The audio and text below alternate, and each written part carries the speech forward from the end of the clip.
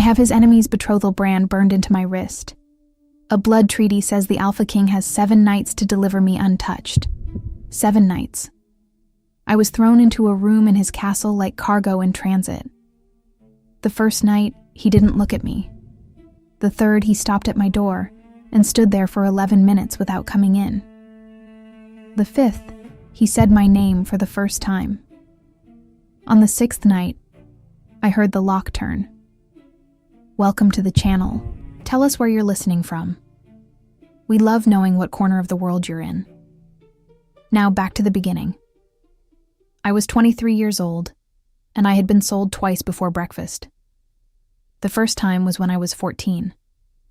My father owed a debt to Lord Vasek of the Northern Reach, and since he had no gold, no livestock, and no dignity to speak of, he offered the next best thing. His youngest daughter. Me. A girl with no wolf, no shifting ability, and no particular value to a pack that measured worth in fangs and bloodline. Vasek accepted because Vasek accepted everything that was free. He branded me the same afternoon. Not with a collar or a chain, because that would have been too honest. He used a sigil, a betrothal mark, burned into the inside of my left wrist with a white-hot iron stamp bearing his wolf crest. The pain was a living thing. It crawled up my arm and settled behind my eyes and stayed there for 3 days. They called me marked. Not Briar, not girl, not even you. Just marked, like the brand had eaten my name along with my skin. The marked one cleans the East Corridor. The marked one is not to eat with the pack. The marked one does not look above eye level when addressed. I lived in Vasek's keep for 9 years. I cleaned his halls and managed his kitchens and learned every crack in every wall because when you are furniture, you become very good at knowing the shape of the room. I learned that Vasek was cruel the way weather is cruel. Not personal, not passionate. Just a constant, low-pressure system that made everything harder to breathe. I also learned that his sigil on my wrist meant one thing to every wolf who saw it. Taken. Claimed. His. Not because he wanted me. He never once looked at me as anything other than inventory, but because the brand was a receipt, and wolves respected receipts. The second time I was sold was the morning the war ended.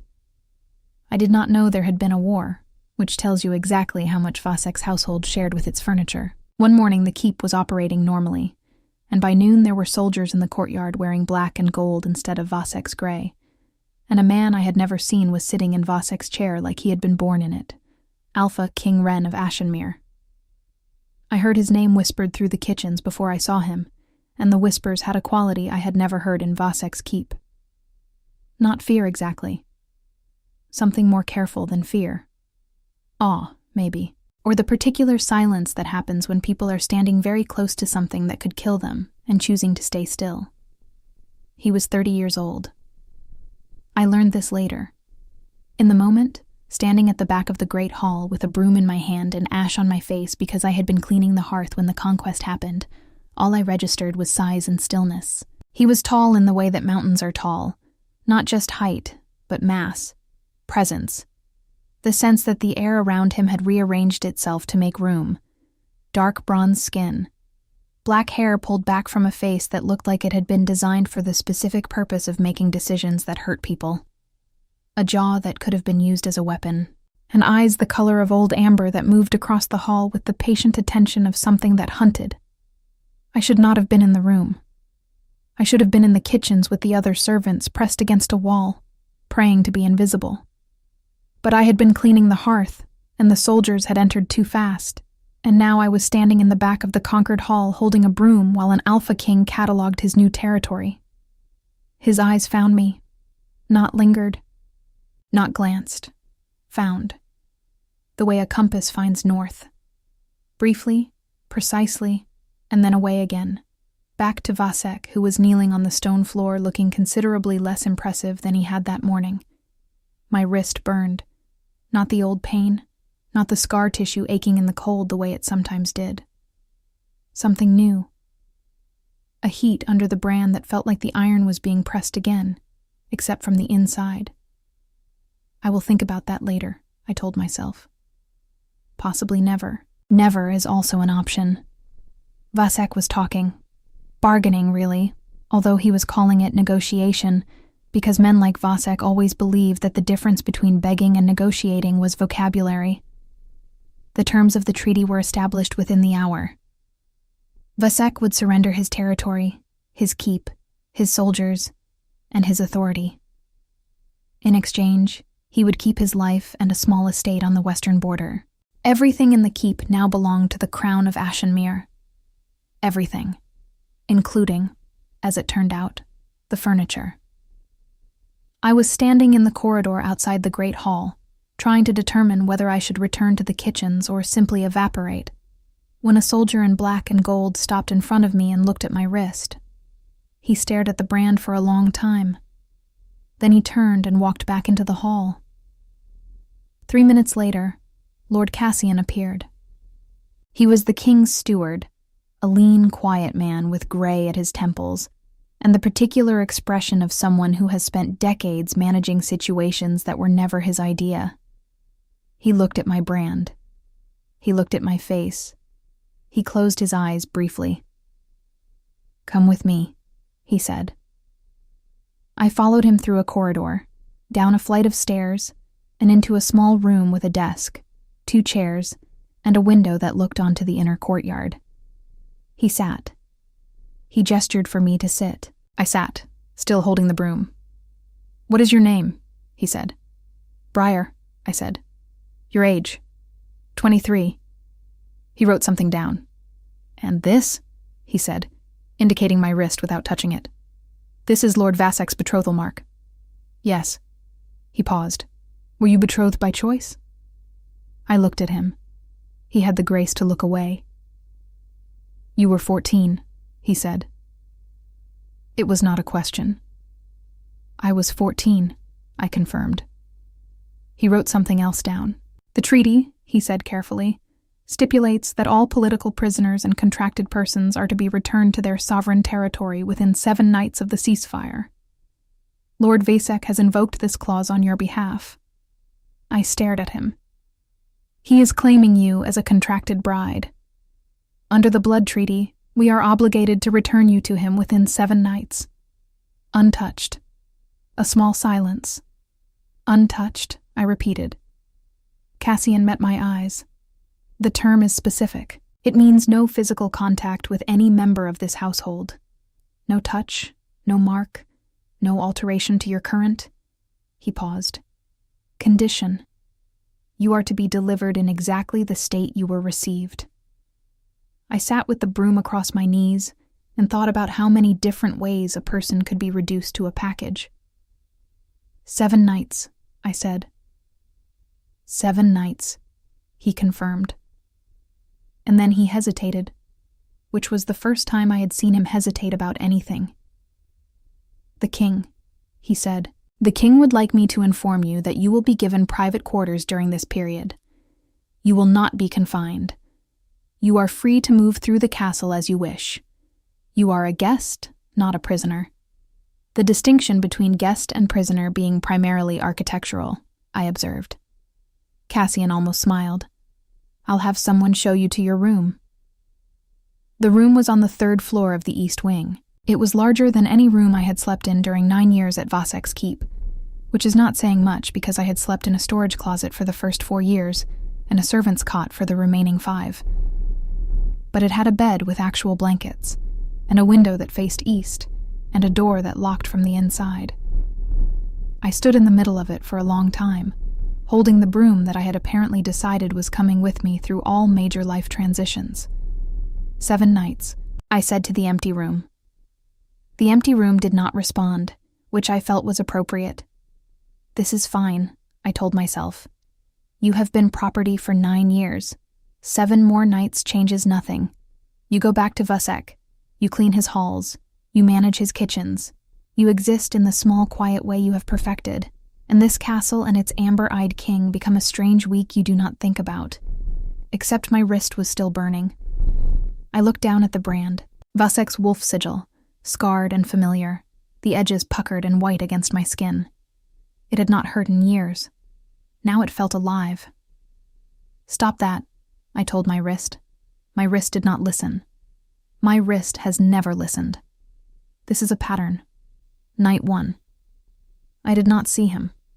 I heard him. The East Wing corridor carried sound in a specific way. Something about the stone and the height of the ceiling that turned footsteps into echoes you could map. I was lying in bed at a reasonable hour, being a very normal person, having very normal thoughts, when I heard a set of footsteps that were different from every other set I had catalogued that day. Heavier, more deliberate. The stride of someone who owned every surface his boots touched and was aware of it without being ostentatious about it. The footsteps reached my door, and past it, without slowing, without pausing, without any indication that the person attached to them was aware that a room existed here, or that a person was in it. My heart was beating very fast for someone who was having a completely unremarkable evening. He did not look at you, I told myself. He did not even slow down. He has a castle full of political complications and a war to finish consolidating, and you are a logistics problem on a spreadsheet, and you need to go to sleep. I went to sleep 40 minutes later, having first spent 35 of those minutes staring at the ceiling, and 5 minutes being furious with myself for spending 35 minutes staring at the ceiling. Day 2 was administrative. Cassian had, in his quiet, efficient way, arranged for me to have access to the castle's public areas during the day. The kitchens, the gardens, the library, the lower halls. I was not confined. I was simply contained, the way water is contained by a glass, technically free to go anywhere within the shape provided. I went to the library because I have always gone to the library. When you spend 9 years as furniture, books are the only objects that treat you as an equal. The library at Ashenmere was not like Vasek's 3 shelves of military records and hunting logs. It was 2 stories of floor-to-ceiling shelves, with a gallery level accessible by a spiral staircase, and windows on 3 sides that turned the afternoon light gold. It smelled like paper, and leather, and time. I stood in the doorway for a full minute, breathing it in. Nobody else was there. I walked along the lower shelves, running my fingers across spines, reading titles, letting the quiet settle around me like something warm. I pulled a volume on northern cartography, not because I cared about maps, but because it was thick and heavy, and would take several hours to read. And I had several hours to fill with things that were not thinking about footsteps in a corridor. I was 17 pages in when the air changed. I did not hear him enter. I did not hear the door. I felt the room shift, the way a room shifts when someone with that much presence walks into it. A change in the weight of the space, a gravitational event. I did not look up. My eyes stayed on the map of the northern coastal territories. My hands stayed flat on the page. My body stayed absolutely still in the reading chair by the east window, while every single nerve ending I possessed informed me, with great urgency and no subtlety, that the Alpha King of Ashenmere had just entered the library. I should leave. A normal person with normal survival instincts would close the book, stand up, and quietly exit through the far door. A normal person would not sit in a reading chair pretending to study coastal erosion patterns, while the most powerful wolf in 3 territories browsed shelves 30 feet away. I am not a normal person. I am a person who catalogs load-bearing walls and memorizes footstep patterns, and has apparently decided that the appropriate response to danger is to remain perfectly still and gather data. He moved along the far wall. I could track him by the displacement of air, by the faint sound of leather and fabric, by the specific quality of his breathing, which was controlled in the way that a person's breathing is controlled when they are very deliberately not allowing it to be affected by something. He selected a book. I heard the spine release from the shelf. I heard him move to a table on the opposite side of the room. I heard a chair shift. I heard the soft sound of pages turning. He was reading. 30 feet away from me, with an entire library between us, and he was reading. This is fine, I told myself. 2 people in a library. This is what libraries are for. There is nothing noteworthy about this situation. My wrist was pulsing. 12 minutes. He read for 12 minutes while I read the same paragraph about coastal erosion patterns 7 times without absorbing a single word. Then he stood, replaced the book, and left. He did not look at me. He did not look at me either. He performed a very specific and technically impressive act of non-looking that was somehow louder than looking would have been. The way he angled his head as he passed my section of the library, the precise degree of turn that kept me exactly outside his line of sight, that was not the angle of someone who had not noticed me. That was the angle of someone who was working very hard at the geometry of avoidance. I sat in the library for 20 more minutes after he left, staring at a map of a coastline I would never visit, thinking about the mathematics of a man deliberately not looking at a woman in a room. Well, that is a lot of data, I thought. I will file that under Do Not Examine and move on with my life. I did not move on with my life. Night 2. The footsteps came at the same hour, heavy, deliberate, echoing through the stone corridor with the particular rhythm I had already memorized, because my brain is a traitor that collects information I explicitly tell it not to collect. The footsteps reached my door, and paused, not stopped. Paused. There is a difference. Stopping is a decision. Pausing is a decision that has not yet been made. I lay in bed. I did not breathe. The silence from the corridor was so complete that I could hear the torch in the wall sconce outside my door cracking and popping. 3 seconds. 4. 5. The footsteps resumed. He moved past. Gone. I exhaled. My hand was pressed against my left wrist, against the brand, and the heat under the scar was so strong that I could feel my own pulse magnified in it. Ba-dum. Ba-dum. Ba-dum. I should tell Cassian, I thought. I should tell someone that something is wrong with the scar, that it has been burning since the moment I walked into the Great Hall, that it pulses when he is near and settles when he is not, and this is almost certainly a medical concern, and not anything else. It is not anything else. I pressed my thumb into the center of the brand and felt it throb. Go to sleep. Briar. Day 3. I went to the library again because I am a creature of habit, and also because I had not finished the cartography book, and also because I wanted to see if he would come back, and also because I needed to stop listing reasons, because the real one was the third one, and I knew it, and this level of self-deception was beneath me. He did not come to the library. I sat there for 3 hours and read 200 pages, and he did not come, and the disappointment I felt was so disproportionate to the situation that I wanted to sit myself down and have a very firm conversation about expectations and reality, and the mathematical impossibility of developing feelings for someone I had never spoken to based entirely on his ability to not look at me in a room. You have 6 nights left with this man's roof over your head, I told myself. After that, you go back to Vasek and his gray walls and his gray food and his gray indifference, and none of this matters. None of it. I found Marin in the corridor outside the library. She was one of the castle's senior housekeepers, a woman of perhaps 45 with sharp dark eyes and the permanently unimpressed expression of someone who had seen too many political upheavals to be moved by any individual one. She had been assigned as my informal attendant, a job she performed with minimal enthusiasm and maximum competence. "You've been in the library again?" she said. It was not a question. "I like books," I said. She looked at me with an expression I could not quite parse. "His Majesty was in the library yesterday," she said. "I am aware," I said, and was proud of how neutral my voice sounded. She studied me for a moment. "He does not normally visit the library at that hour," she said. "He reads in his study." "The library is not part of his schedule."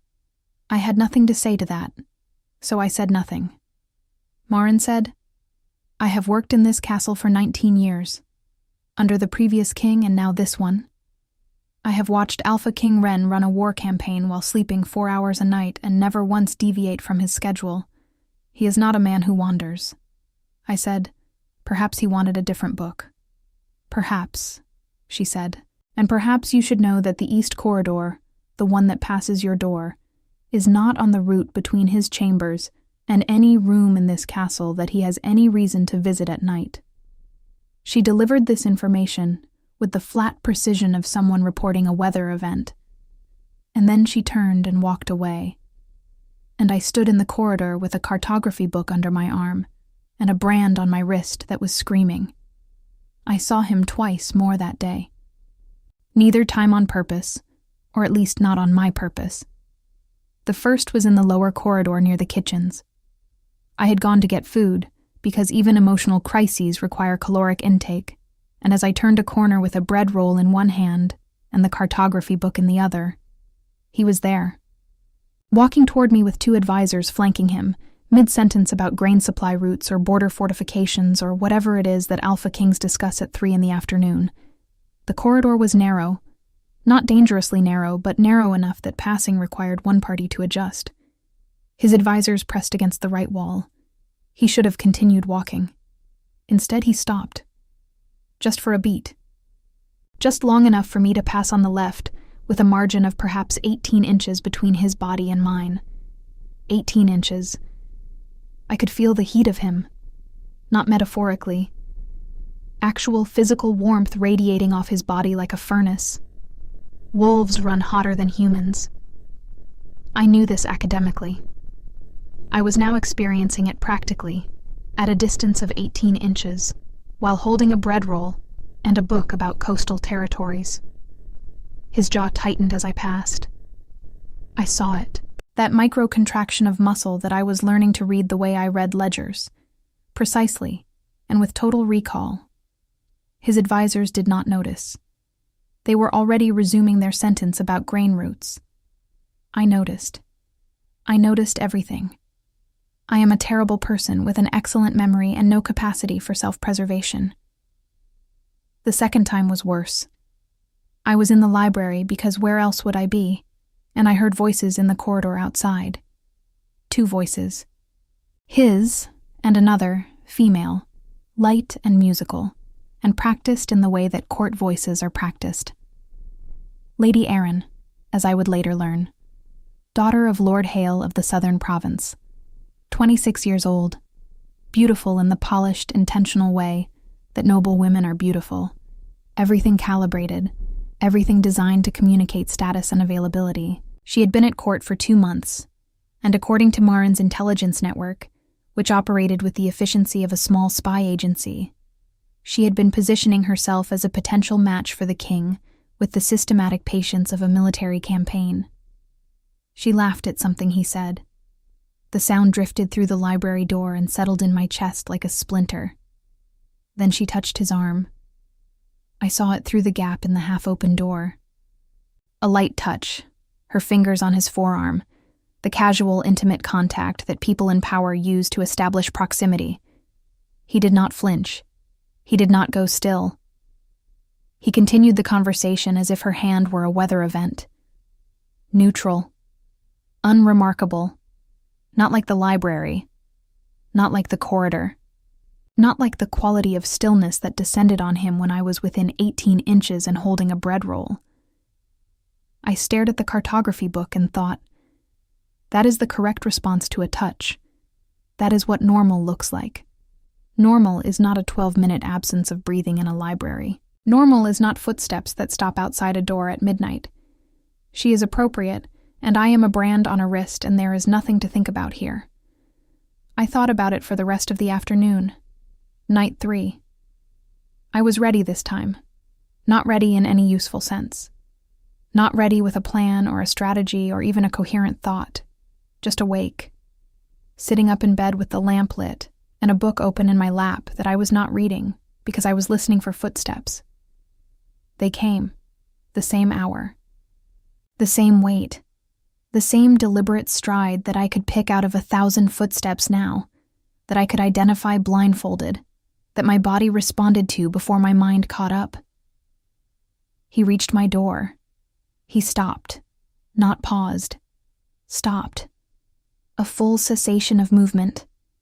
I could picture it. Him standing in the torchlight of the corridor, facing my door, because there was nothing else in this section of the corridor to face. My door was closed. The lamp was lit. He could see the light under the door. He knew I was awake. I knew he was there. We both knew the other one knew.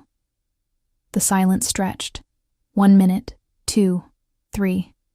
I counted because counting is what I do when I have no control over a situation. I count the seconds and pretend that measuring something is the same as understanding it. 7 minutes, 8, 9. My hand was pressed flat against the door. I had gotten out of bed at some point. I did not remember deciding to do this. My body had simply moved me across the room and put my palm against the wood, and now I could feel the cold of the oak and underneath it, underneath the grain and the iron bolts and the empty air of the corridor. I swear I could feel him, his breathing, or maybe my own. They had the same rhythm. 11 minutes. The sound he made was so quiet I almost missed it. A slow exhale. Not a sigh, not frustration, just the sound of a man releasing something he had been holding. Air, maybe, or a decision. His footsteps retreated. Measured, controlled, gone. I stood with my hand on the door for a long time after, the brand on my wrist burning so brightly I was surprised it did not glow through the skin. 4 nights left. This is a problem, I admitted to the door. This is a very significant problem, and I do not have 4 nights' worth of self-control in me, and that is terrifying. The door, like the room before it, had no response. Day 4 started badly and got worse. Cassian summoned me to his office in the morning. He was standing behind his desk with 2 documents in front of him, and the expression of a man who has been asked to solve a problem that has no solution. Lord Vasek has sent a formal inquiry, he said. He wants confirmation that you are being kept in accordance with the treaty terms. Specifically, the untouched clause. I stared at him. He is asking if anyone has touched me. He is asking if anyone has touched you, Cassian confirmed. He is also requesting that you be examined by a neutral physician upon delivery to verify compliance. I sat down without being invited. The chair was hard. My wrist was burning. The word delivery sat in my stomach like a stone. Examined, I said. He did not meet my eyes. I said, I have been branded, kept as a servant, sold as part of a treaty negotiation, and now I am going to be physically examined to verify that I have been adequately untouched during my 7 nights as a logistics problem. Cassian said nothing. He had the decency to look uncomfortable. I said, Is there any version of this, where I am a person? He looked at me then, and something in his expression cracked. Not much, just a fracture, thin as a hairline, but visible. Miss Breyer, he said, and it was the first time he had used any form of address. If it were in my power to change the terms of this treaty, I would. But it is not, I said. It is not, he confirmed.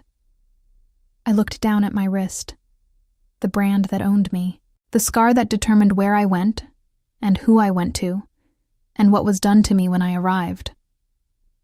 I had worn it for 9 years, and it had been a dead thing, a mark on skin, a receipt. Now it burned like the day it was pressed, and the burning had nothing to do with Vasek, and everything to do with a man who stood outside my door for 11 minutes, and then walked away. I said, Has the king seen the inquiry? Cassian hesitated. The king, he said carefully, has seen the inquiry, and he broke the pen he was holding when he read it. Cassian said this in the same tone he might have used to report on weather conditions. He then requested a replacement pen and continued his correspondence. I absorbed this. He broke a pen, a steel-tipped fountain pen, Cassian specified. They are not inexpensive. There was a silence. What am I supposed to do with that information? I said. I would suggest filing it. Cassian said, "and letting me know if you need anything for your remaining days here." I left his office and went to the library and did not read and did not cry, and sat in the reading chair by the east window holding the cartography book against my chest like a shield. The incident happened at midday. I was in the lower hall, passing through on my way to the gardens, when Lord Hale's son, a young wolf of perhaps 22, with the broad confidence of someone who has never been told no in a meaningful way, stepped backward without looking and collided with me. It was nothing. A shoulder against my shoulder. A fraction of a second of contact. The kind of accident that happens between strangers 100 times a day. His hand caught my arm to steady me. Instinct. Reflex. His fingers wrapped around my elbow for perhaps 2 seconds. "Oh, pardon," he said, already half turning back to his conversation. The sound came from the far end of the hall. I did not hear it so much as feel it. A vibration in the stone beneath my feet. A frequency that bypassed my ears and went directly into my spine. Low, sustained. The sound a wolf makes before it attacks, except this was not a wolf. This was a man standing 70 feet away at the head of the hall, with his hand frozen mid-gesture and his eyes locked on the place where Lord Hale's son's fingers had touched my arm. Gold.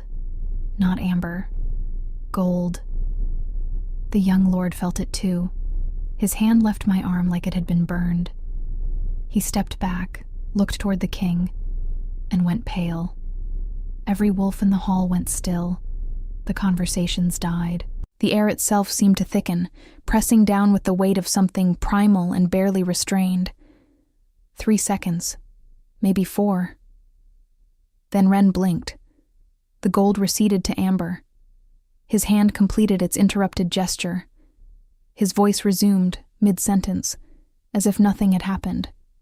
As if the entire hall had not just felt the Alpha King's wolf surge to the surface because a 22-year-old boy had touched my elbow. Lord Hale's son did not look at me again. He left the hall within the minute.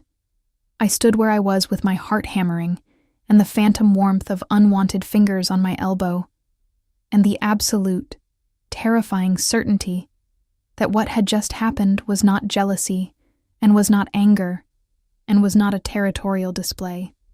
It was agony. His wolf could not bear someone else's hands on me, and the effort of pulling it back, of returning to his sentence, of pretending in front of his entire court that nothing had happened, had cost him something I could see in the white of his knuckles as he gripped the edge of the table.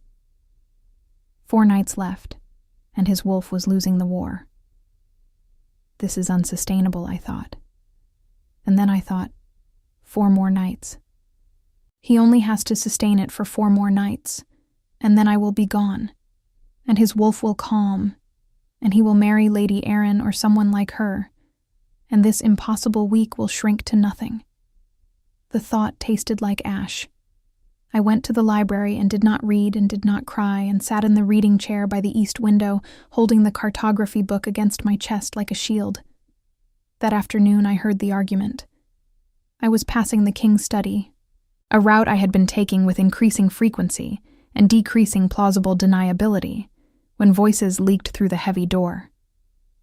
3 voices. Cassian's careful tenor.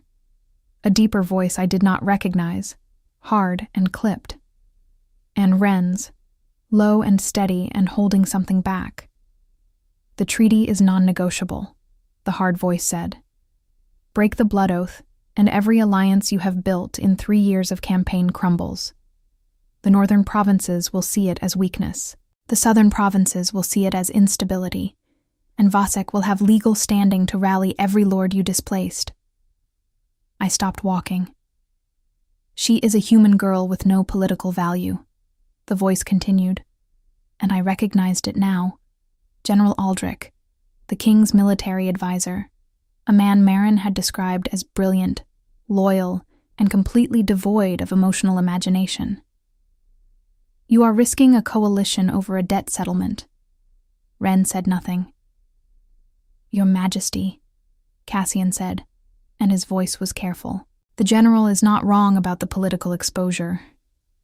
However, There may be a legal avenue that she is not a legal avenue, Ren said, and the temperature of his voice dropped 10 degrees.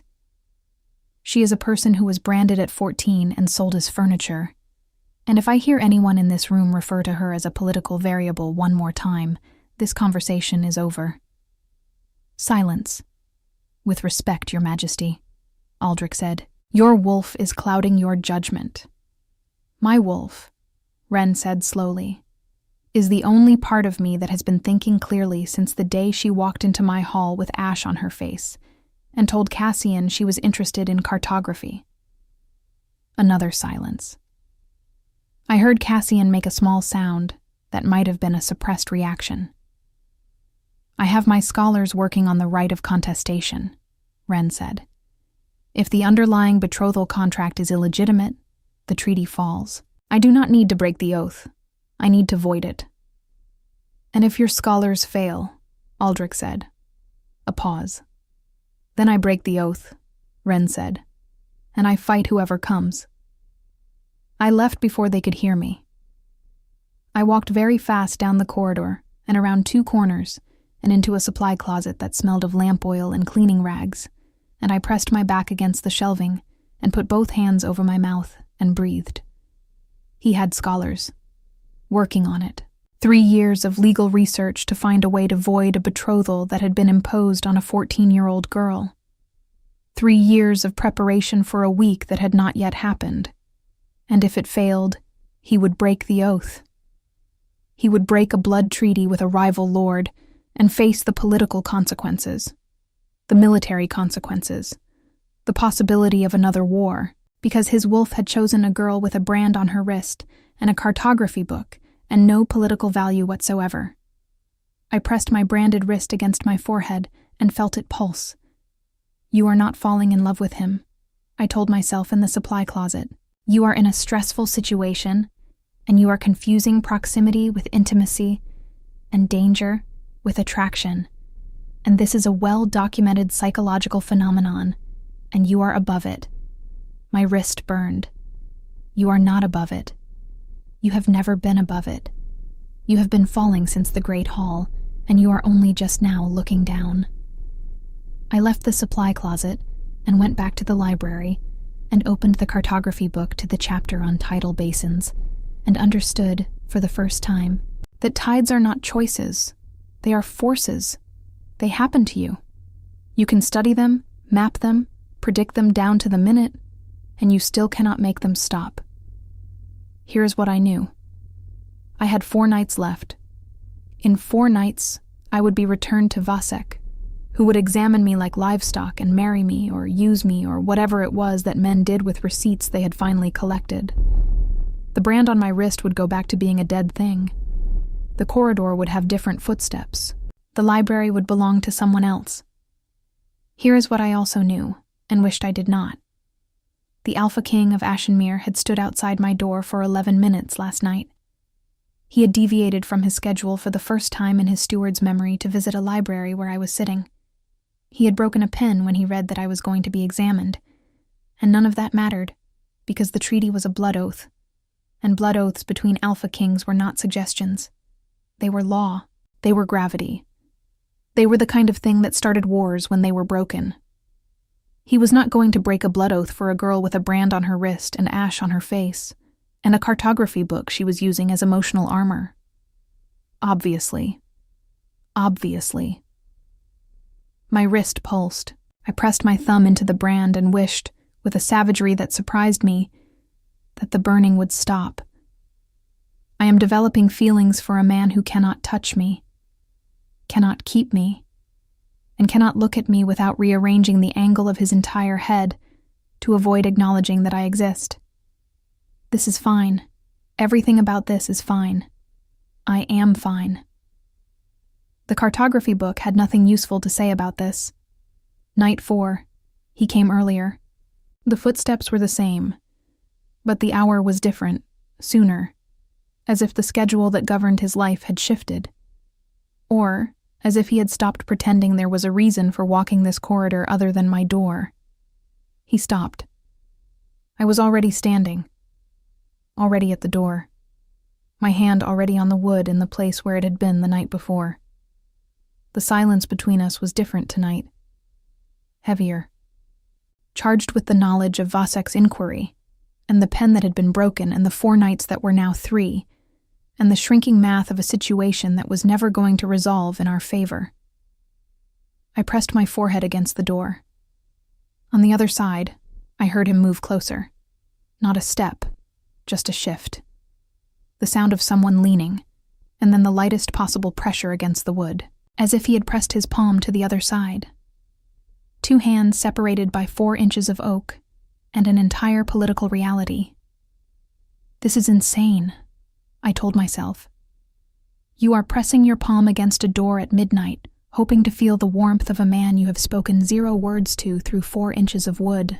You have a degree in efficiency and a reputation for clear thinking, and you are standing barefoot on cold stone doing the emotional equivalent of reading tea leaves. And yet, my palm was warm where I pressed it. Warmer than the rest of the door. Warmer than possible, unless the other side of the oak was being heated by a man who ran at wolf temperature and was standing just as close as I was. 2 hands separated by 4 inches of oak and an entire political reality. I could feel him through the wood. Not his hand, not his warmth, but him. The specific gravity of his presence. The way the air felt when he was near. Like standing at the edge of something very high and knowing that the fall would be devastating and wanting to fall anyway. My brand was on fire. We stayed like that for 9 minutes. I counted. I always count. Then he made a sound. Low. Almost subvocal. A sound that a man makes when he is holding something back, and the holding is costing him, and he knows the cost is going to keep rising, and he is going to pay it anyway. I want to open this door, I thought. I want to open this door more than I have ever wanted anything in my life, and that is exactly why I am not going to do it. His hand left the wood. I felt the absence of it like a temperature drop. His footsteps retreated, slower than before, like something was pulling him back with each step, and he was making himself take them anyway. 3 nights, I whispered. I slid down the door and sat on the cold stone floor with my back against it, and my branded wrist pressed against my mouth, and I tasted salt and scar tissue, and I did not cry because I do not cry. I have not cried since I was 14, and a man pressed a hot iron to my wrist and took my name. I am not going to cry over a door I cannot open, and a man I cannot have, and a life I was never going to be allowed to live. I did not cry. The wetness on my face was condensation. This is a stone castle. These things happen. Day 5. The castle was preparing for something. There was a particular energy in the corridors, a tension in the staff, a frequency of hushed conversations that stopped when I passed. Marin, who had been my only reliable source of information, found me in the library at noon. Lord Vasek's delegation arrives tomorrow, she said, to collect you. I set down the cartography book. Tomorrow, I said. That is night 6. She nodded. They will stay the night as a diplomatic courtesy. You will be formally transferred the following morning. Night 7. I looked at her. She looked back at me with those sharp dark eyes, and in them I saw something that I had not seen before. Not pity. Something harder. Something that looked like anger on behalf of someone else. Marin, I said. She shook her head. I am staff, she said. I do not have opinions about treaties. But if you did, I said. If I did, she said, I would note that in 19 years of service, I have never seen the king's wolf pace the perimeter of the east wing every night for a week. Wolves pace when they are guarding something, and alpha wolves guard one thing. She turned and left. I sat in the library and stared at a page about tidal erosion, and felt the tide pulling at my own foundations. He was pacing. His wolf was pacing. Around the east wing, around me. I pressed my face into my hands and breathed, and the brand on my wrist pulsed against my forehead. 19 years, I thought. Marin has been in this castle for 19 years, and she has never seen his wolf pace the east wing. She has served 2 kings and survived regime changes. And she is telling me this, now, on day 5, because she wants me to know, because she thinks I deserve to know what is happening on the other side of the walls while I lie in bed counting footsteps. His wolf paces for me, the same wolf that surged gold-eyed in the hall when a boy touched my elbow. The same wolf that Wren pulls back behind Amber every morning and holds there with nothing but willpower and duty and a blood oath he did not make but is bound to honor. He is not sleeping. He is pacing. I have caused this. By existing. By being here. By having a brand on my wrist that connects me to a treaty that put me in his castle for 7 nights, and his wolf will not let him rest while I am this close, and this untouched, and this temporary. In 2 days I leave, and his wolf will settle, and the pacing will stop, and the east wing will go quiet, and he will go back to being the man at the window who sleeps 4 hours and runs a kingdom, and never deviates from his schedule. And I will go back to Vasek's gray walls and carry this week like a stone in my chest for the rest of my life. I thought, very clearly, this is mate behavior. This is what wolves do when they have found their mate and cannot complete the bond. I am not a wolf. I am human. I have no shifting, no bond mechanism, no biological response to a mate call. I am a girl with a brand on her wrist and a cartography book, and an unfortunate tendency to fall in love with exactly the wrong person at exactly the wrong time. Except my wrist burns when he is near. Except my heartbeat sinks to his footsteps. Except I can feel him enter a room before I see him, and the space between us feels like a physical substance, heavy and elastic, and getting harder to maintain with each passing night. You are not a wolf, I told myself. This is not a bond. This is proximity and loneliness, and the particular cruelty of being shown something beautiful in the last week, before it is taken away. My wrist burned, and I did not believe myself, and the tide kept pulling. Quick pause. If you're still here, you're one of us. The biggest alpha community on YouTube lives in the first pinned comment. That's where everything happens. Now back to the story. Night 5. I could not stay in my room. The walls were too close, and the door was too thin, and I knew he would come, and I knew what would happen. The same silence, the same invisible pressure, the same retreat, and I could not bear one more night of wanting something through 4 inches of wood. I went to the gardens. The castle gardens at Ashenmere were built on a series of stone terraces that cascaded down the hillside, each level planted with something different. Herbs on the lowest, flowers on the second, trees on the third. The top terrace was bare, just stone and sky and a low wall that overlooked the valley below. I went to the top. The air was cold and clean, and the stars were absurd, strewn across the sky with the wasteful generosity of something that did not understand scarcity. I sat on the stone wall and let my legs dangle over the edge and breathed. 5 nights gone. 2 left. Tomorrow Vasek's men would arrive, and the night after that I would be examined and transferred and returned to my previous life of gray walls and gray food, and a dead brand on a wrist that no longer burned. My foot found a loose stone. I kicked it gently and listened to it fall, bouncing off the terraces below, the sound growing smaller and smaller until it disappeared. That is what this week will become, I thought. A stone kicked off a ledge, smaller and smaller in memory until it is gone. You should know that you are sitting on an unstable section of that wall. I did not jump. I wanted to. My body made every preparation for jumping, but I had spent 9 years learning not to flinch, and that training held. I turned. He was standing at the entrance to the top terrace. How long he had been there, I did not know. The moonlight caught the amber in his eyes and turned them into something that did not look entirely human. He was 20 feet away, the closest we had been since the Great Hall on the day of the conquest. I am aware of the structural integrity of the wall, I said. I tested it before sitting. He stood very still. Something in his jaw moved, a tension that I recognized from the corridor, from the library, from every moment I had observed him. The constant, visible effort of restraint. "You test the structural integrity of walls before sitting on them," he said. "I test everything," I said. "It is a character flaw. Some people are spontaneous. I calculate load-bearing capacity." The corner of his mouth moved, not a smile.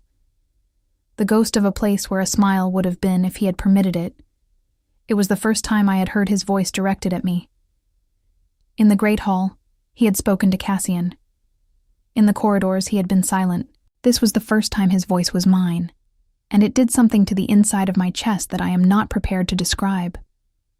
"Cassian tells me you have spent the week in the library," he said.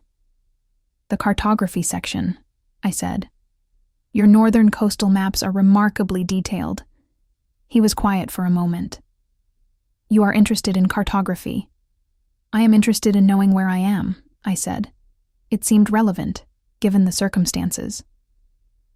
Another silence. The wind moved through the terrace and I watched it catch his hair, pulling loose strands across his face. He did not push them back. His hands were behind his back, clasped, in the posture that I had come to understand meant he was physically preventing himself from doing something with them. "Miss Breyer," he said. It was the first time he had said my name, my actual name, not the marked one, not the Vasek girl, not a logistics reference in a treaty document. Breyer, 2 syllables in a voice like low thunder, and I felt each one of them land in the center of my chest and stay. "Yes," I said. He looked at me across 20 feet of stone terrace, and the brand on my wrist, and the weight of a blood oath and a war and a political reality that was going to crush this thing between us, the way a boot crushes a small green shoot that had the poor judgment to grow between the stones. "Vasek's men arrive tomorrow," he said. "I know. You will be transferred on the morning of the 7th day. I know." He was quiet for a long time. The wind, the stars, the massive aching distance between 20 feet of stone and the width of a blood treaty. "I should not have come to the library," he said. "No," I agreed. "I should not have walked the east corridor. No, I should not be here now." "No," I said. "You should not." He looked at me, and his eyes were the color of amber, and they were burning the way my brand was burning, from the inside, with something that had no business existing and no intention of stopping. He said, "I have broken nothing. The treaty is intact. You are untouched. My oath is clean." "Yes," I said. He said, "I need you to know that." "I know that," I said. He said, "I also need you to know that keeping it clean is the hardest thing I have done in 30 years of life, and I have fought wars and buried my father and held a kingdom together with my hands, and none of it, has cost me what this week has cost me." The silence that followed was the loudest thing I had ever heard. I opened my mouth and closed it.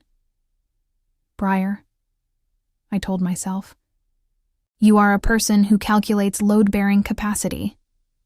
You are a person who catalogs data. You are standing on a terrace under stars with a man who just told you that holding a kingdom together was easier than not touching you. Say something reasonable, something measured, something that does not involve the word feel." I said, "That is a very inconvenient thing to say to someone who is leaving in 2 days." He said, "I know." I said, "It does not change anything." He said, "I know that too." I looked at him. He looked at me. 20 feet, and the entire distance felt like it was made of something flammable. "Good night, Your Majesty," I said. "Good night, Breyer," he said. And the way he said my name, the second time, it was different from the first. The first time had been formal, careful. This time it sounded like he was tasting something he was about to lose. I walked past him to leave the terrace. The path was narrow and I had to pass within 2 feet of him, and as I did, he inhaled. Not casually. Not the way a person breathes, the way a wolf scents. His whole body went rigid. His hands behind his back clenched so hard I heard his knuckles crack. His eyes closed and he turned his face away. And the sound he made, that low subvocal sound from the corridor, broke open into something longer, something that sounded like pain. And I understood. He was not walking the corridor because he was restless. He was not coming to the library because he wanted to read. He was not standing outside my door because he could not sleep. His wolf had chosen me, and every night he spent within reach of me and not touching me was a night of physical, biological, bone-deep agony. And he had done it for 5 nights without saying a word. I walked past him and down the terrace steps, and my legs held until I reached the 2nd level, and then they stopped holding. And I sat down on the stone stairs and pressed both hands over my face, and the brand on my wrist screamed against my skin. I sat on the stairs for a long time. When I finally went back to my room, the corridor was empty. He had not come to my door. He had given me everything he had on the terrace. He had nothing left for the corridor. 2 nights, I told the empty room. The room, I noticed, seemed smaller than it had 7 days ago. Or maybe I was just bigger. Maybe wanting something impossible makes you take up more space. Day 6. Vasek's delegation arrived at noon. 3 men, including Vasek himself, who I had not seen in 6 months, and who looked exactly as I remembered. A medium-sized man with medium features, and the particular confidence of someone who had never been required to be remarkable. He wore gray, because Vasek always wore gray, and he looked at me across the receiving hall with the expression of a man inspecting a returned purchase. He did not look at my face. He looked at my wrist. "The brand is intact," he observed to Cassian. "Good." I stood by the wall and felt the room narrow around me. This was my future walking into the hall in gray clothes. This was the next 40 years. Gray walls, gray food, a man who looked at my wrist instead of my face. The king was not in the receiving hall. I notice this because I notice everything about where he is and where he is not, which is a habit I need to break, and will not break, and have stopped pretending I will break. Ren was in the receiving hall for the delegation. I should not have been there. I had no reason to be there.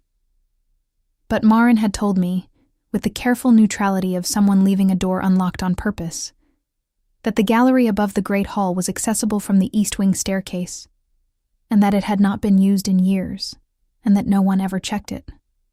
I stood in the gallery and looked down. Vasek entered the hall the way he entered everything, with the measured confidence of a man who believed that the world owed him compliance. He was smaller than I remembered.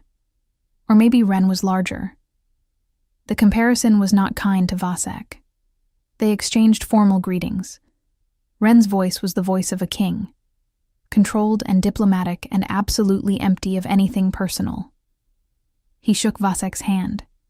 He welcomed him to Ashenmere. He offered the hospitality of the court.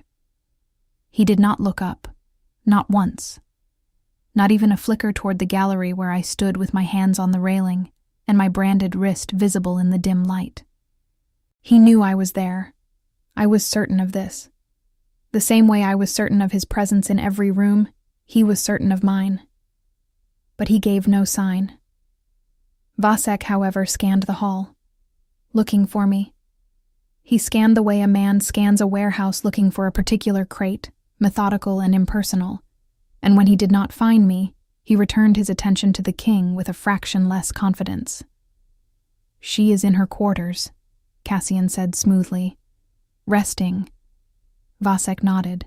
"I will see her in the morning," he said, "for the examination." From the gallery, I saw Ren's hand close around the armrest of his chair. His fingers dug into the carved wood. His face did not change. His voice did not change. But the wood creaked. "Of course," Ren said, "as the treaty requires." I left the gallery before I did something inadvisable, like screaming. The afternoon passed in diplomatic formality. There was a meal, which I was not invited to.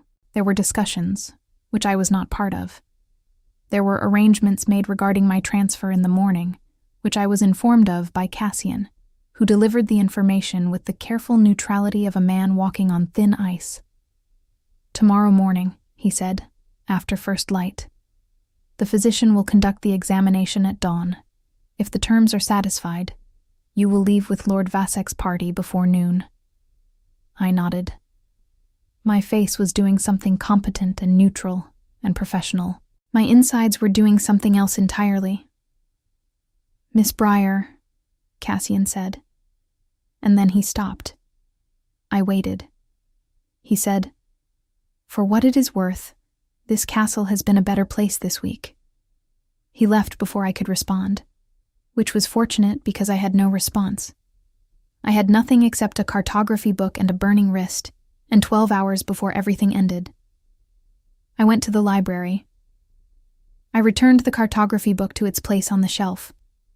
I ran my fingers along the spine one last time. I had read the entire thing in 5 days, and I could now draw the northern coastline from memory, and this was the most useless skill I had ever acquired, and I loved it. "Goodbye, library," I said to the empty room. The library smelled like paper, and leather, and time, and faintly, very faintly of him. He had been here, earlier today, or yesterday, or every day this week when I was not looking. He had been here, and his scent was in the shelves, and I was going to miss a room more than I had ever missed a person. "That is not true," I corrected myself.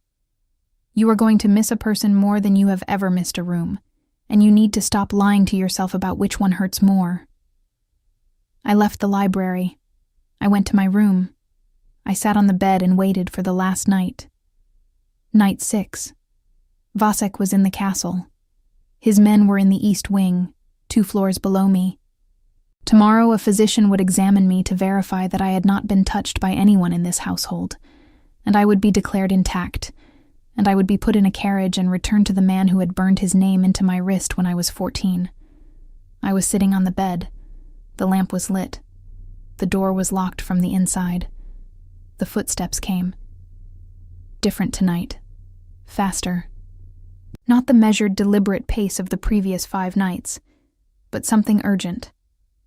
Something that sounded like a decision that had already been made. He reached my door. He did not stop. He did not pause. He did not stand in the corridor performing the geometry of restraint. He knocked. 3 knocks. Hard. The sound of knuckles on oak, and behind it, a man who had stopped pretending. I stood up. My heart was somewhere in the region of my throat. My brand was pulsing with my heartbeat, visible, a living thing under the scar. I walked to the door. I put my hand on the lock. I turned it. He was standing in the corridor with torchlight behind him, and his eyes were not amber. They were gold, pure, deep liquid gold. And his face was the unguarded face, the early morning face, the face that had nothing managed about it. His chest was rising and falling too fast. His hands were at his sides, and they were open and they were shaking. "Briar," he said. And it was the 3rd time he had said my name, and this time it sounded like surrender. I stood in the doorway and looked up at him, and I said, "The treaty." He said, "I know." I said, "Vasek is in the castle." He said, "I know." I said, "If you break the oath, it is an act of war." He looked at me with those gold eyes and he said, "I am going to break the oath." The silence after that was not silence. It was the sound of a world rearranging itself. The sound of a man with a kingdom on his shoulders choosing to set it down. I said, "Ren." His name. I had never said it aloud. It felt like holding a live coal in my mouth. He heard it, and something in his face shattered. The last wall, the last piece of architecture that had been holding him at a distance. And I watched it go, and I felt it go, and the space between us went from a distance to an invitation. He stepped forward. 1 step. Into the doorway. Close enough that I could feel the heat of his body and smell him. Pine and iron and something underneath that was purely him. And my brand was not burning anymore. It was singing. a high, clear note that resonated in my bones. He reached out and took my branded wrist. Gently. His thumb settled directly over Vasek's sigil, and the heat of his touch on the scar was a detonation, the most exquisite pain I had ever felt, and I gasped, and he did not let go. He said, "I am going to say something, and I need you to hear all of it before you respond." I nodded. He said, "This brand does not own you. This treaty does not own you. You are not cargo, and you are not inventory, and you are not a debt settlement. You are the woman who tests load-bearing walls before sitting on them, and reads cartography books in my library, and argues with my steward, and has spent 6 nights on the other side of this door, while I stood on this side, and lost every war I have ever fought inside myself. I am not delivering you. Not tomorrow. Not any morning. Vasek can have his war. He can have every war. I will fight every wolf in every territory between here and the northern coast before I let someone take you through that gate." I stared at him. He said, "No one enters this room tonight except you and me, and in the morning, I will stand in front of Vasek and his men and my court, and I will tell them exactly what I chose and exactly why." His thumb pressed against the brand on my wrist. I said, "You are going to start a war over a girl with no wolf." He said, "I am going to start a war over you." There is a difference, and it is the only difference that matters. I pulled him through the doorway by the front of his shirt, which was not dignified and was not strategic, and was not the behavior of a woman who calculates load-bearing capacity before sitting down, and it was the best decision I have ever made. He came willingly. He came like falling. His hand left my wrist and found my face, and his palm was warm and enormous against my jaw, and he looked at me from 6 inches away with the gold eyes of a wolf who had finally stopped fighting the one battle he was always going to lose. I said, "Close the door." He reached behind him and pushed it shut, and the lock turned, and the sound of that lock turning was the sound of every rule he had made breaking at once. If you want to see this without the cut, the scene itself, our community is in the first pinned comment. The uncensored version lives there. Morning. I woke to gray light through the east window and the weight of his arm across my waist. For a long moment, I did not move. I lay in the narrow bed that was not designed for 2 people, let alone for 2 people, one of whom was the approximate size of a mountain, and I felt the rise and fall of his breathing against my back, and the warmth of him along my entire body, and the steady, slow pulse of the brand on my wrist, which had stopped burning, not gone quiet, not faded. The heat was still there, but it had changed. It was no longer the desperate, searing pulse of something trying to be heard. It was warm, settled, the kind of heat that comes from a fire that has been tended and is now burning exactly as it should. He was awake. I knew this because his breathing had changed 2 minutes ago. A shift from the deep rhythm of sleep to something lighter, more alert. He was awake, and he was not moving, and I understood that he was doing what I was doing, lying still, feeling this, memorizing the weight of it before the world came through the door. His thumb moved against my hip, a small, idle movement. The kind of touch that belongs to people who are allowed to touch each other. I turned in his arms. His face was very close. His eyes were amber again, not gold. The wolf receded to wherever wolves go when they are satisfied, and what was left was a man, tired and open, and looking at me with an expression that I can only describe as the opposite of the expression he wore in public. Every wall down, every defense dismantled. Just him. "Good morning," he said. "You are still here," I said. "I am still here," he confirmed. I traced the line of his jaw with my finger. He closed his eyes and leaned into it the way a man leans into warmth when he has been cold for a very long time. "Vasek," I said. His eyes opened, his jaw set. The king began to reassemble behind his eyes, the armor going on piece by piece. And I watched it happen, and felt a sharp lance of something. Not loss, because he was still here, but the awareness that the man in the bed and the king outside the door were not quite the same person, and the world was about to demand the king. "I will handle Vasek," he said. "He will invoke the treaty. It is a blood oath." "Blood oaths can be challenged," he said, "when the terms are unconscionable. A 14-year-old girl branded without consent and sold as property does not constitute a legitimate betrothal. I have had 3 years to research this, Briar. Since the day I took Vasek's keep and saw you standing in the hall with ash on your face and a broom in your hand." I stared at him. 3 years, I said. He looked at me steadily. "The campaign against Vasek was not only military," he said. "My legal scholars have been building a case against every contract Vasek ever signed that involved a person rather than property. Yours is the strongest." "You have been planning this for 3 years," I said. "You fought a war, and part of the reason was this." He said, "The war had many reasons. You were the one I could not say out loud." I sat up in bed. The blanket fell away and his eyes tracked the movement, and then very deliberately returned to my face, and the restraint in that small gesture, even now, even after everything, told me more about him than any declaration ever could. "You knew," I said, 3 years ago, in the Great Hall." He said, "My wolf knew. It took me somewhat longer. Wolves are faster than kings at recognizing what matters." I pressed my branded wrist against his chest, against his heart, and felt it beating strong and steady under the scar. I said, "So the 7 nights. The treaty was real," he said. "The obligation was real. And I needed to know that you chose this, not because you were grateful, not because I had taken you from one captor and you were afraid of being returned. I needed you to walk through every door and open every lock yourself."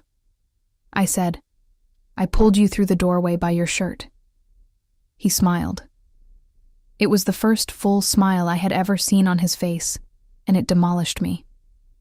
It was not the smile of a king or a conqueror or an alpha wolf. It was the smile of a man who had been waiting for something and had finally received it. "You did," he said, "and it was the best moment of my life." I kissed him, because I could. Because the door was locked and the morning was gray and soft, and for the first time in 9 years, the brand on my wrist felt like it belonged to the right person.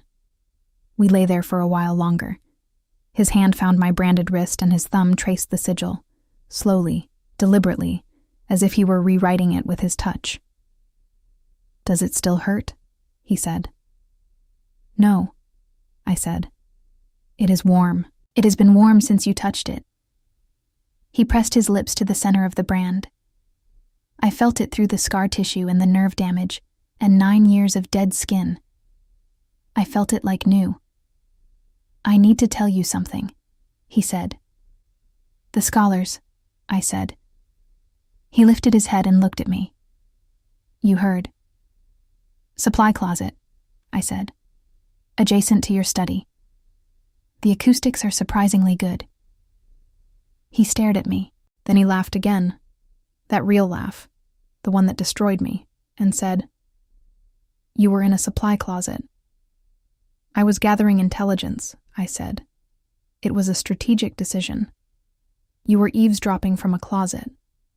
"I was conducting reconnaissance from an unconventional position," I said.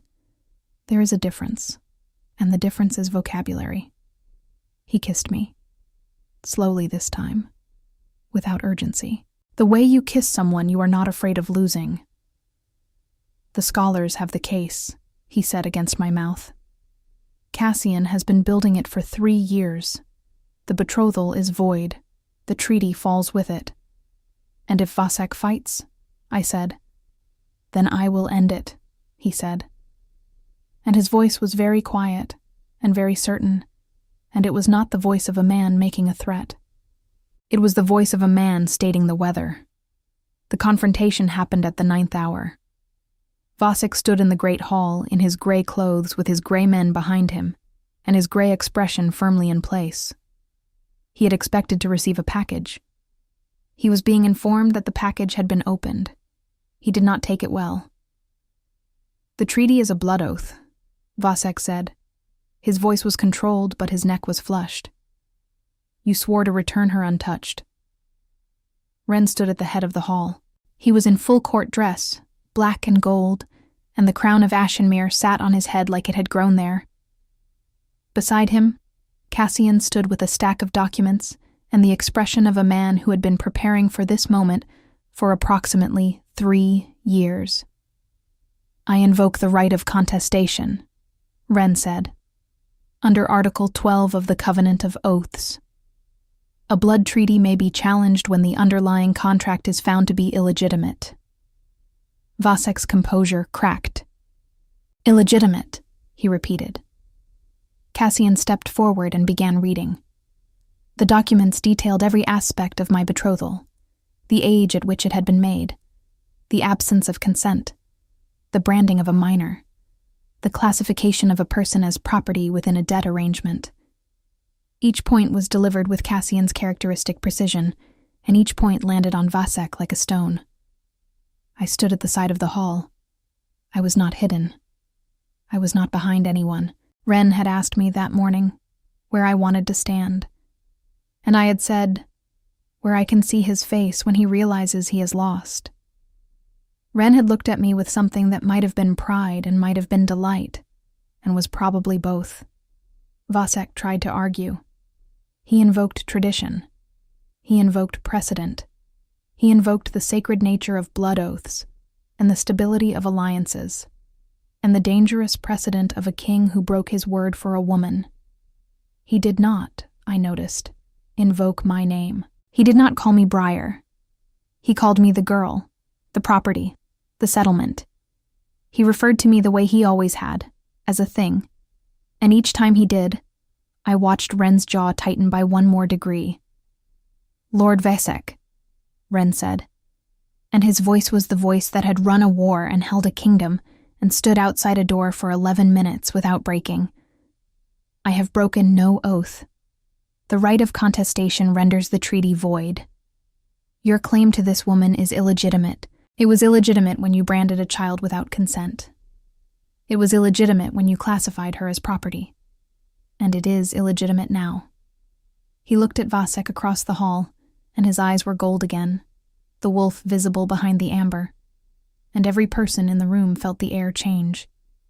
"If you wish to dispute this ruling," he said, "you are welcome to invoke the right of combat. I will meet you in the ring personally." Vasek did not invoke the right of combat. Vasek was many things, but he was not stupid enough to fight an alpha king in a ring. The silence that followed was the silence of a man realizing that he had lost something he had owned for 9 years, and that the loss was permanent. Vasek looked at me for the first time. Actually looked at me. At my face instead of my wrist. And I think he saw something there that he had not expected. Not gratitude, not triumph. Just the calm, steady gaze of a woman who had been furniture for a very long time, and had recently discovered that she was not. "She was never yours," Ren said quietly, "and this is the last time you will be in the same room with her." Vasek left. His gray men followed. The gray future I had been preparing for walked out of the hall and through the gate and into a carriage, and I watched it go with my branded wrist resting against my side and the warmth of the morning still in my skin. The hall began to empty. The court dispersed, murmuring, processing, beginning the complicated social mathematics of adjusting to a new reality. Cassian gathered his documents with the quiet satisfaction of a man whose 3-year project had just reached completion. Ren came to where I was standing. He did not touch me in front of the court. He stood beside me and looked at the empty space where Vasek had been. I said, "That was dramatic." He said, "I rehearsed it." I said, "You rehearsed it." 3 times, he said, with Cassian. I looked at him, the Alpha King of Ashenmere, who had fought a war and broken a treaty, and challenged a blood oath, and apparently rehearsed his dramatic confrontation with his steward 3 times. My eyes were doing something inconvenient. "Are you crying?" he said. "No," I said. "It is condensation. This is a stone castle." He looked at me and the corner of his mouth moved, and then he took my hand, right there in the great hall, in front of the remaining courtiers and the guards and Cassian and everyone. He took my branded wrist and lifted it and pressed his mouth to the center of Vasek's sigil. I felt it through the scar. Warmth over heat. His mouth where the iron had been. "Mine," he said against my skin. The word landed on the brand like a seal. Not ownership. Not possession. The way a name lands on a person who has never been called the right thing. "I am going to need a moment," I said. He said, "Take as many as you need." I took 17. Then I said, "I want the cartography book." He blinked. "Which cartography book?" "The one on the northern coastal territories. In the library. 3rd shelf, 2nd section, 4th from the left." "You want a book?" he said. "It is a very good book," I said, and I did not finish the chapter on tidal basins. He looked at me for a long moment. Then he laughed. A real laugh. A full laugh. The kind of laugh that a man who had not laughed in a very long time produces when he is surprised into it by something genuinely unexpected. The sound of it filled the hall, and several courtiers turned to look, because apparently the Alpha King laughing was an event remarkable enough to warrant attention. "I will have it sent to your room," he said, and then he paused. "Our room," he corrected. "If you want that," I said. "I want that." He squeezed my hand. I squeezed back. The brand on my wrist was warm, settled, burning with nothing that hurt. Marin appeared at my side approximately 40 seconds after the king left the hall, moving with the particular speed of a woman who has information to deliver and no intention of waiting for a convenient time. She looked at me. She looked at my hand. She looked at the direction the king had gone. "The East Wing corridor," she said. "He walked it every night." "I know," I said. "And the library." "I know." "And the terrace." "I know that too." She studied me with those sharp dark eyes. "And what are you going to do now?"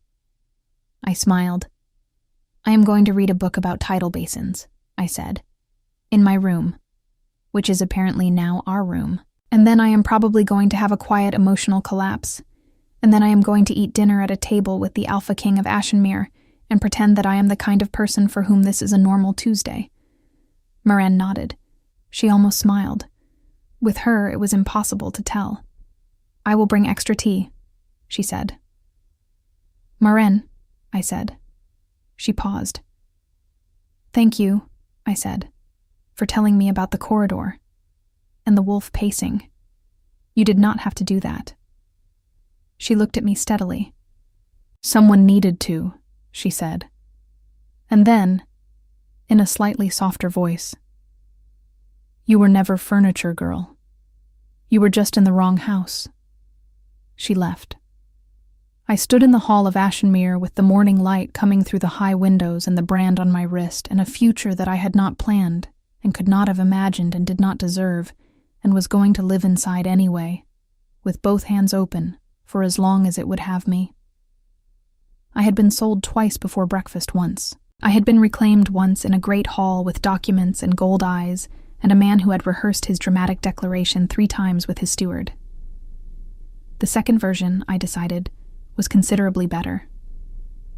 The cartography book arrived in my room before dinner, placed on the reading table beside the east window, with a small note in handwriting I did not recognize but somehow knew. The note said, "Chapter 12 is the one on tidal basins." I marked the page. "I have read it 4 times this week while waiting for you to return it. It is, as you said, a very good book." I traced the note with my finger. I held it against my chest. He had read the same book, the same chapter, the same week. While I was on one side of the library studying tidal basins and pretending not to feel him in the room, he had been on the other side, reading the same pages, pretending the same thing. Two people in a library, in the same book, in the same tide, and neither one of them brave enough to cross 30 feet of floor. We had been brave enough in the end. He with his knock, me with my hand on the lock. Marin would say that the knocking was the hard part. I think the lock was harder. Anyone can knock. It takes a different kind of courage to open. But I suppose that is the whole story, is it not? He knocked. I opened. And everything between the knock and the opening, the 7 nights and the 11 minutes and the 4 inches of oak and the 18 inches in a corridor and the brand that burned and the pen that broke and the wolf that paced, all of it was just 2 people finding the courage to cross the distance. The distance was never 30 feet of library. The distance was never 4 inches of door. The distance was whatever it takes to say, in a world that has made you furniture, I am not furniture. I am here, and I am staying. I opened the cartography book to chapter 12 and found the marked page and began to read. Outside the window, the valley spread beneath me in the evening light, gold and green and endless. Somewhere below, on the lower terrace, I could hear the faint sound of the evening patrol changing shift. Somewhere in the castle, Cassian was filing documents with the satisfaction of a man whose life's work had just been validated. Somewhere, Marin was preparing extra tea and almost smiling about it. And somewhere in the castle, the Alpha King of Ashenmere was going about his evening schedule, which now included a room that was no longer only his, and a woman who tested walls before sitting on them, and a future that neither of us had planned and both of us had chosen. The brand on my wrist was warm. Not the desperate heat of the first night, not the screaming pulse of the middle days, not the singing fire of the night he touched it. Just warm. The way a hearth is warm when it has been tended by someone who intends to stay. I looked at it. Vasek's sigil, still visible, still scarred. It would always be there. The mark of a man who had owned me and lost me and walked out of a hall in gray. But under the scar, the warmth. And on the scar, the memory of a mouth pressed to its center. A different claim, not of ownership, of recognition. I am not furniture. I was never furniture.